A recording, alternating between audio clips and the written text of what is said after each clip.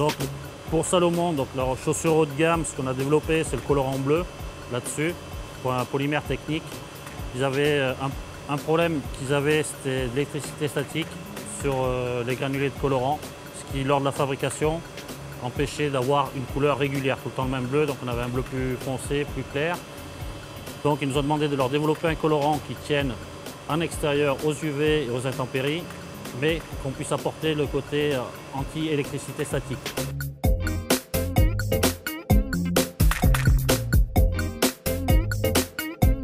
Le primordial pour créer une couleur, c'est d'avoir une connaissance des produits utilisés. Comme un peintre, vous allez choisir vos différentes nuances de couleurs, vos palettes, etc. pour arriver à créer quelque chose. Donc il faut avoir une connaissance de base de tous les produits qui vont vous permettre d'obtenir la couleur choisie. Cette connaissance elle est indispensable pour pouvoir créer correctement et facilement une couleur. Après, bon, la part création, je nous qualifierais plus comme artisan créateur que comme créateur. Ce qu'on fait en fait, c'est mélanger des produits ensemble afin d'obtenir la couleur désirée. Comme un peintre ferait sur sa palette, mélanger des couleurs pour obtenir la peinture qu'il veut appliquer à un endroit bien précis de sa toile. Nous, on fait ce mélange-là pour obtenir la couleur demandée. Quand on est bien inspiré, on crée beaucoup mieux.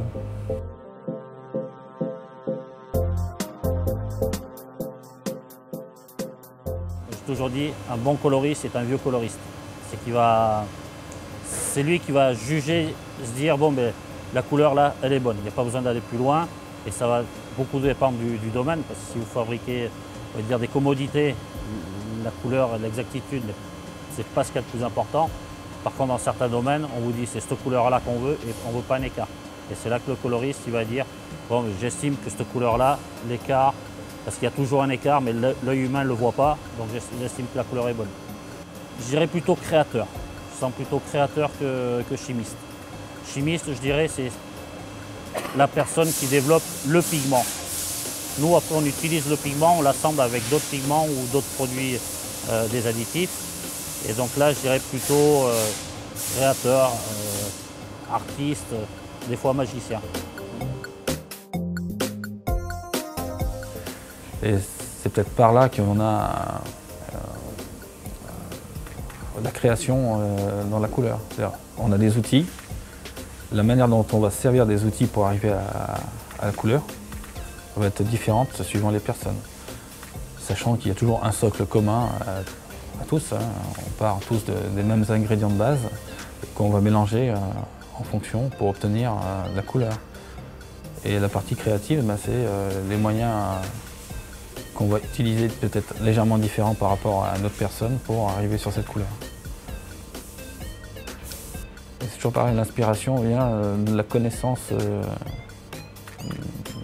notre environnement, des couleurs, des pigments. Pour créer, il faut arriver à dominer, à connaître les outils avec lesquels on peut créer. C'est peut-être une des forces de l'Ifocolor, c'est d'anticiper parfois les besoins éventuels des clients.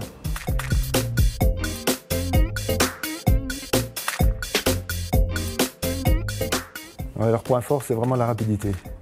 Ils vont mettre entre 1 ou 2 jours à développer une couleur, quand les concurrents mettront une semaine à 10 jours. Hier à 10 h, mon collègue me fait un ordre de fabrication avec une couleur spéciale.